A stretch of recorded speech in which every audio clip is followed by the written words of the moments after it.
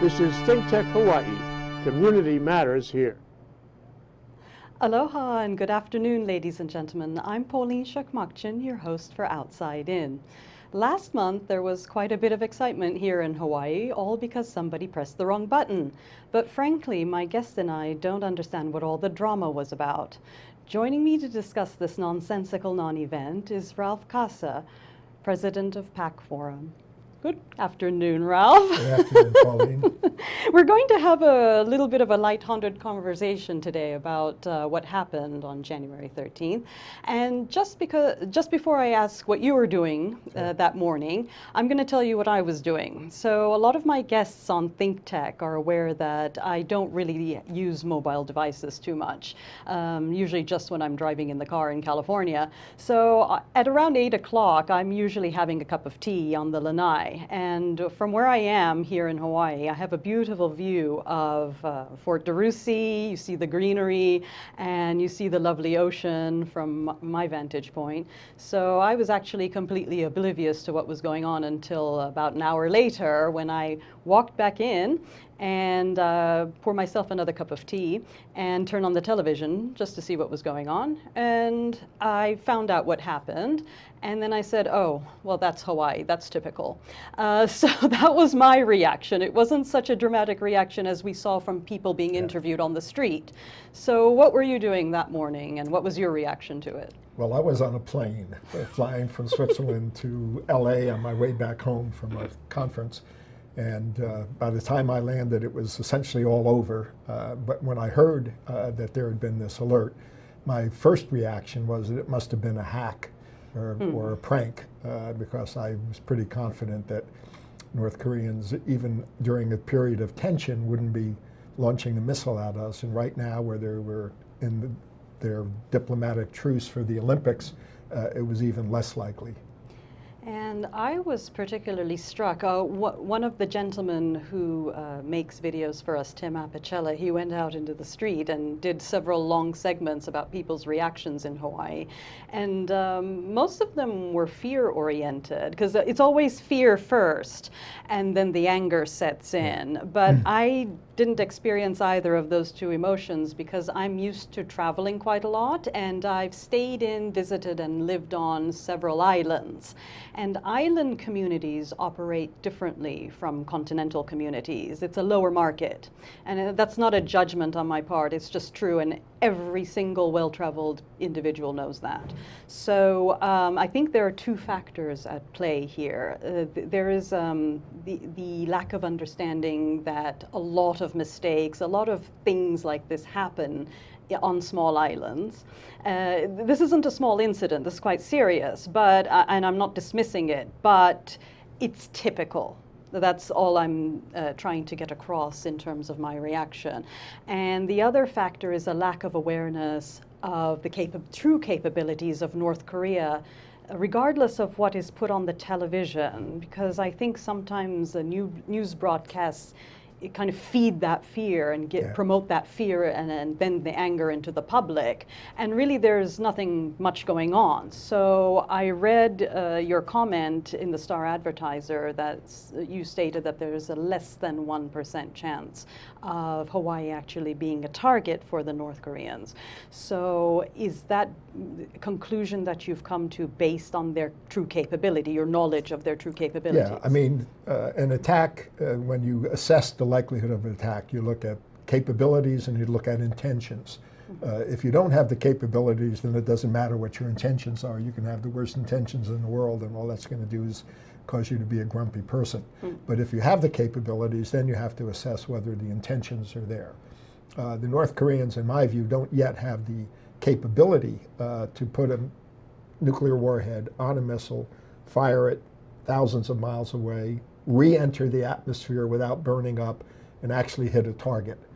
The day they have that capability, they're still very unlikely to use it because it would be suicidal, and they're not crazy. So I sort of combine those two together to come up with my significantly less than 1% chance that yes, it it might is happen. significantly less than 1%. So, I mean, nonetheless, though, if you look at your thing and it says this is not a drill, there's a missile coming, it's got to get your attention. I know I talked to my wife, who was out jogging at the time, and she got that, and she said, this must be a mistake, because she remembered what I had told Yes. her and actually believed it, thank goodness. But still said, but I better head home just to see what's going on. Yes. So you have to have a little bit of trepidation, but the less aware you are of those kind of facts, and the more you buy into the hysteria that Trump's going to start a war, Kim's going to start a war, he's crazy, no, he's crazy, no, which one is more crazy than the other? The more you buy into that narrative, then the more you worry that something like this is more than 1% chance. Yeah. See, I think the real people who are crazy is the media, because they're adding this drama to something that doesn't exist, and that's what makes people anxious. Because I was watching the reports when the actual alert was canceled and everything was fine, and I was hearing about all sorts of strange things that people did, like they filled up the bathtub with water so they have sufficient water. That's pretty logical. Yeah. But then one person put his whole family in the bathtub, so I don't really understand how that would help. And then people were sort of giggling and laughing at what happened to me because I was completely oblivious to it. And this is because I didn't see the cell phone alert. And they were laughing. They said, oh, well, all you're going to see from your lanai is a mushroom cloud. And I said, well, that's kind of the ideal scenario if it was true. Yeah. Because you just want to see the flash of light and go. You don't want to be hanging around for the aftermath, because then you have to worry about toilet paper and cannibalism and things like that. So I noticed among the people sort of more in the know, they've been trained in these sorts of alerts, military people. Yeah. They seem to be rather less flustered by it and more calm.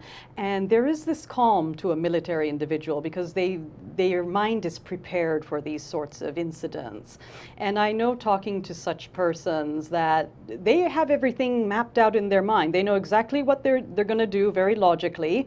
They just said, I'm going to get in the car, I'm going to find out where the missile is headed, I'm going to go to the target, and I just want to see a flash of light. And that's it.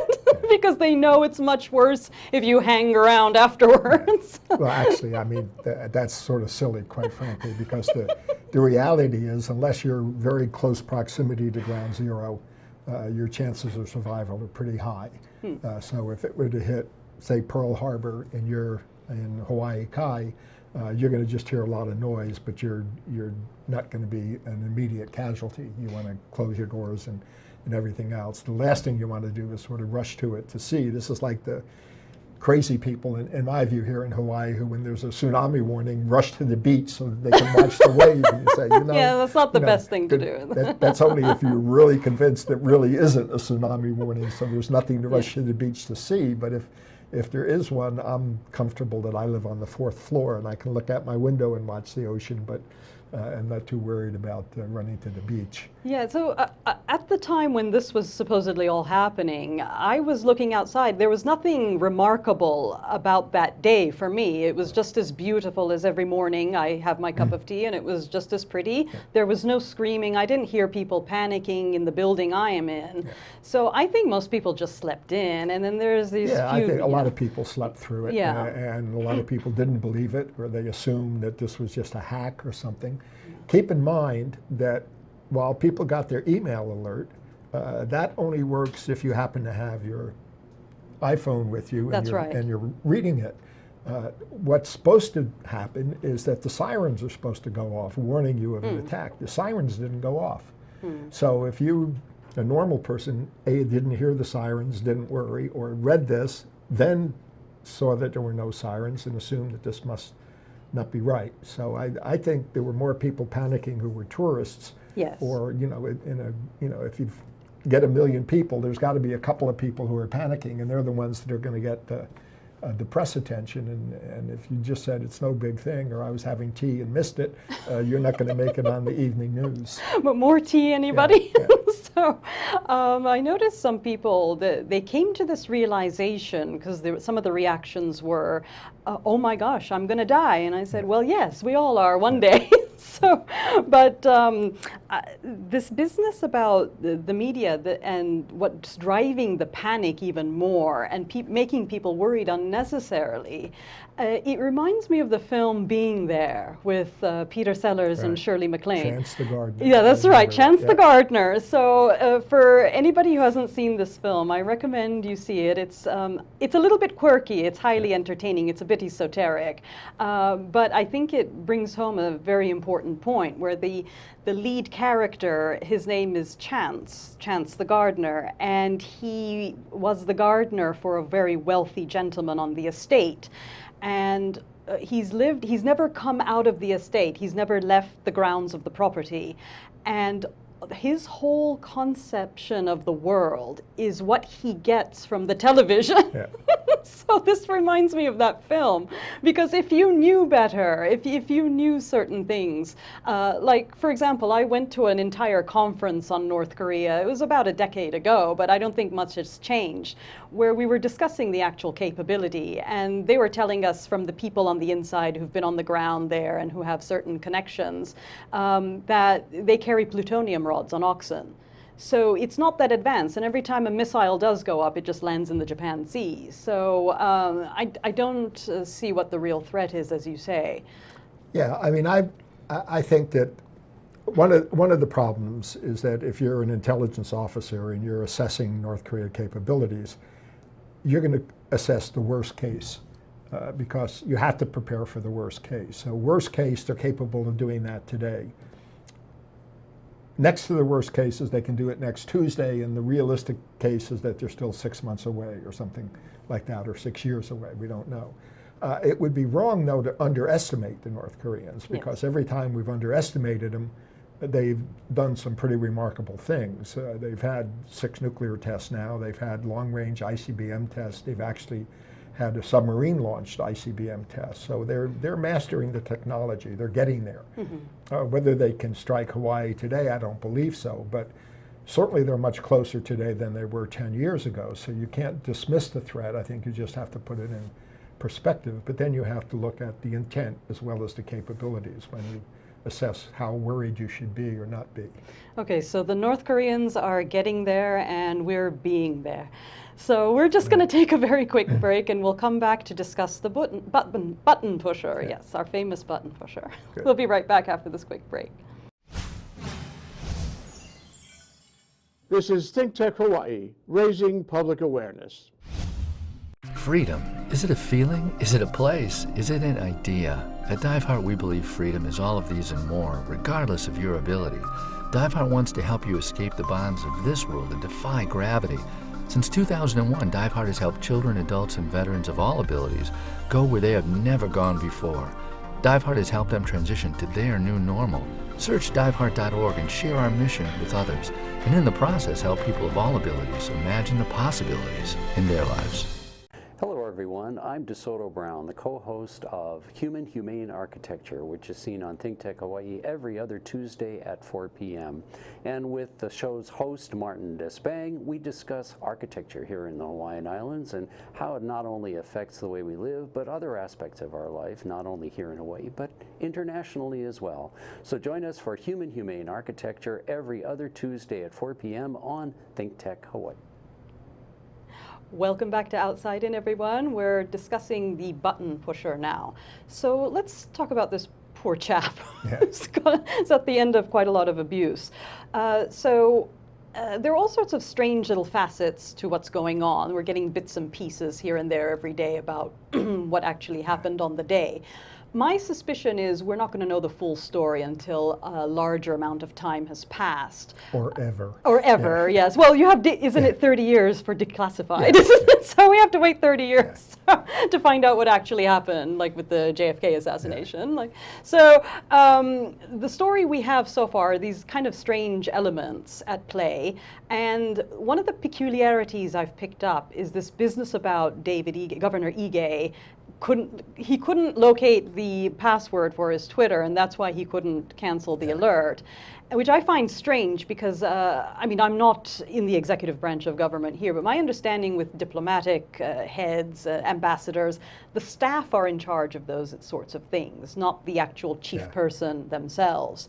So things like that don't really make any sense to me personally. What do you think is going on here? Well, first of all, I think there's enough blame to go around that we can find lots of people to blame. I mean, the most important thing is that whoever is responsible for pushing that button, if you will, should have had a second button which said disregard the first button, and he should have pushed it rather quickly. I think the thing with the governor, he wanted to send something out or tweet something or put something out on his Facebook page or something, which would only be useful if you followed the governor. So that would maybe tell a couple of people. But what you have to do is make sure that the same people who got the first alert get the cancellation, and that has to come through the same vehicle. And the fact that there was apparently no way to do that, as far as we know, is sort of inexcusable to me. I mean, this is basic early warning 101. Yeah, it is. You're right. It is inexcusable objectively on the facts. However, people do make mistakes. This is a human being. A robot could probably make a similar mistake if the robot is hacked. So my concern, I'm just trying to explain the emotional reaction. I didn't have an emotional reaction to this because I just said, oh, that's typical of Hawaii. Because I'm used to New York, London, Tokyo, Hong Kong, Singapore. These places, they work like machines. These are big cities full of the creme de la creme, the highly skilled people working. And if the system deployed in these kinds of environments is, if this idiot doesn't do their job properly, you just fire them and bring in the next idiot. The problem with an island is that pretty soon you run out of idiots. So this is one of the issues here. People just have to be aware, whether they're tourists or living on the island just temporarily, or in fact, if they live here all year round, those people already are aware of this, that it's just a lower market, regardless of the ethnicity of the people living on the island, has nothing to do with that. It could be an island in Europe, it can be an island in the Asia Pacific, anywhere. Just small island communities operate a few notches lower than large city professionals. That's the standard is generally higher. Don't you think? I mean, first of all, I think there are a lot of smart people on this island also, so it's just a matter of having the smart person in the right job. Secondly, in this case, I think it was a system failure more than it was an individual failure. People can screw up, but once they recognize their mistake, they need to have a vehicle for correcting it, and that seemed to be the problem. I think they understood pretty quickly that it was a mistake, but what they didn't know how to do was to let everyone know immediately that it was a mistake, and that's a systemic failure, I think, more than an individual failure. And I've lived in big cities. I grew up in New York. I was a social worker in Harlem in the day. Believe me, big cities can screw up just as easily as small cities do. In fact, there's a lot more people involved. That means there's a lot more opportunities to screw up. So I'm not sure I would buy into your thesis that it's just because Hawaii is full of dumb people. Small islands don't have a deep bench. No, we do have highly intelligent people here. It's a numbers game. The population is smaller. Things operate differently on an island. It's based on relationships. So somebody's idiot son or idiot cousin or idiot so-and-so has to get a job, and that's how they get the job. It's not necessarily skills-based. I have, no idea who the individual is. I have no idea what his qualifications were or his training was. So it's hard to make that kind of a judgment, to me at least. But just to be fair, important jobs normally have good people in them, and I know personally Vern Miyagi. I've known Vern for many years, and he's a smart guy. So I don't, I wouldn't say he was incompetent, but obviously there were systemic failures that he didn't catch, and he took responsibility for it and resigned. Yeah, just to be fair to the button pusher, I was shocked at the number of death threats that he that's got death threats. that's Yeah, that's inexcusable. not appropriate. Yeah. That doesn't help. The incident is now over. There was an error, so it's finished. So there's nothing we can go back in time to repair that. So I'm really shocked at the abuse he got, because one of the things that this is something we talk about more in my other show, We Like the 1%. But one of the things that separates a good executive or a good CEO and one that is more respected generally is you don't yell at employees who've done something wrong. It's, I think, appropriate to become irate if the person has some capacity for improvement. I only get angry at employees or colleagues when I think they could have done better, when there was a scenario that they could have done better and they didn't do the best they could. That's when anger triggers a person, is triggered in a person. If a situation is hopeless, whether that's the actual individual or a particular scenario, it is not fair to continue this and sort of abuse the person, because he's gotten enough abuse. So No, he's I already feel, embarrassed I feel himself. sorry for the guy, Yeah. quite frankly. And, Yeah. So but again, this is the bad side of human nature, where Yes. if you're frustrated, you want to blame someone. So he's the, I guess, the easy target, the free kick. yeah, so it's an easy target because you do things like that when you're scared and confused. So this is an unfortunate thing, but I think they've calmed down a bit now that he's stepped down from his position. Is that correct? Yeah, I mean, I think now cooler heads are starting to prevail. I mean, the one thing that I've learned through life is that the first version of any story is likely to be false. Not because someone's trying to deceive you, but the fog of war, as the military would call it. There's a lot of confusion going on. Everyone's trying to sort it out. They're trying to solve the problem. And people are asking them 100 questions, and they say, well, I think this, and that becomes the first story. So the first story is almost always wrong. It seems to me it's taking a long time to get to the second, third, and fourth story. And the other thing that we used to learn was that bad news does not get better with age. So if there are additional screw-ups there, the sooner people get them out there and then start dealing with them, the better off we are as a society. But people have a habit of not wanting to get bad news out there too quickly. Yeah, so I'm sure the governor wishes he had never talked about not being able to find his password, for instance, which, in the greater scheme of things, probably wasn't really relevant in the first place. Well, but you don't certainly even didn't make him look like a great. Ralph, one doesn't even know if that leader. was his idea. It could have Yeah. been his PR team. I don't think he's like that by nature himself. Yeah. He's a very quiet, Yeah. nice person. So you don't know where these ideas come from sometimes. And we have to be patient. Always Hawaiians say outsiders have to be patient with them, but we have to be patient with Hawaiians as well. Yeah. And that's why Hawaii is the only U.S. state to have 2 saints, because you need the patience of 2 saints here. Maybe that's it. I hadn't thought of it that way, but I guess I can't Father argue Damien that. and Sister Marianne. Yeah. Yes, we need the patience of 2 Yeah. saints. So moving on, Ralph, just one more thing about the media, and we won't really know what's going to go. So I would encourage people not to watch news porn over this subject, because you're going to get half-truths, you're going to get embellishments, and it's kind of with the media, it's interesting because it's an out of sight, out of mind thing. Remember when the Malaysian Airlines flights crashed? Yeah. And they were talking disappeared. about some people say they saw it land on an island somewhere or whatever. It was going on, and people were discussing it left and right for a long period of time, until I noticed that when these experts started talking about how the engines on the plane were Rolls-Royce engines and how each Rolls-Royce engine has a tracker, then for some reason the story went out of the scope. Nobody seems to talk about it really that much anymore. So it's always the case with these sorts of things, and I would encourage people not to be in a panic so much. Don't let fear consume you over anything. Be aware of it, but don't let it overtake you. Things like this probably will happen in future, not necessarily in Hawaii, but it could be elsewhere. No, I think so. But I also think the press has a role to play. Yes. I've been reading the continuing drama here, and for the most part, I think they've been trying to do a decent job of figuring out just what happened. And the emphasis needs to be on how do we make sure this doesn't happen again. And I think the press has a role to play in that. And my sense is that our local folks here have been doing a decent Yes. job of trying Yeah. to cover it and be objective as to what happened. Yes, and hopefully we'll find out the truth further down along the line in a few years' time or longer.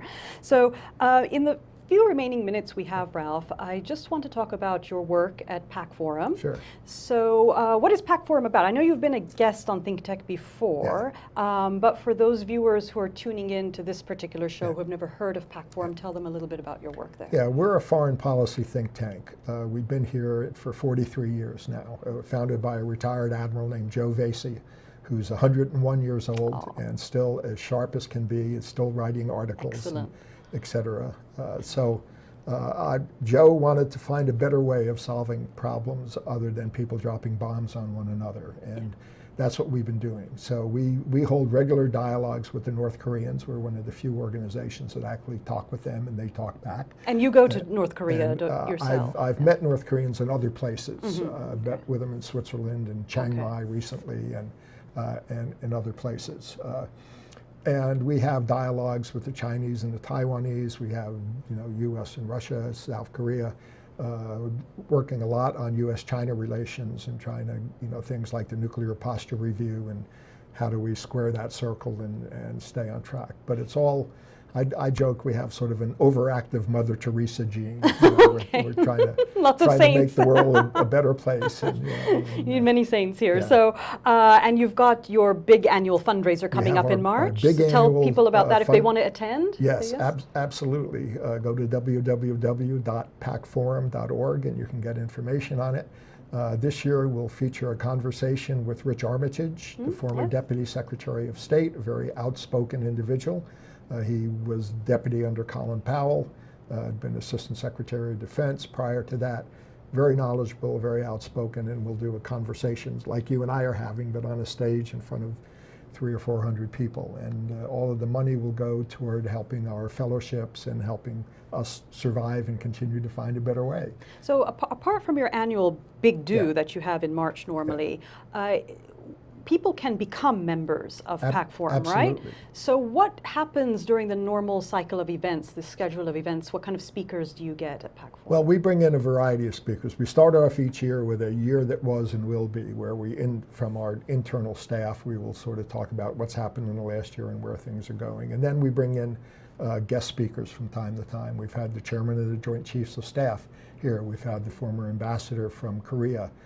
We've had, I think, later this week, actually, we're doing one of our fellows who's just written a book comparing Myanmar with North Korea and how both of them were sort of pariah societies and one came out of the cold and the other still stays in the dark. Exactly. And we'll have a session on that. And these are breakfast meetings and people are welcome to come in and they're all off the record, but to give our speakers absolute freedom to express views.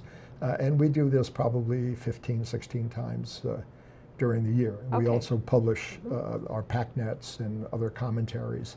Never more than 2 pages because That's we right. understand no one in Washington Short reads more attention than 2 span. Short pages. attention. Yeah. Speaking of which, we're Yeah. out of time, Ralph. All Everybody go to the PAC Forum website, go to their events, go to the annual fundraiser. It's you'll meet very intelligent people there, I promise. Right. There are lots of those on the island as well. And I'll see you on Outside In next Wednesday at 2 p.m. Thank you very much. Aloha.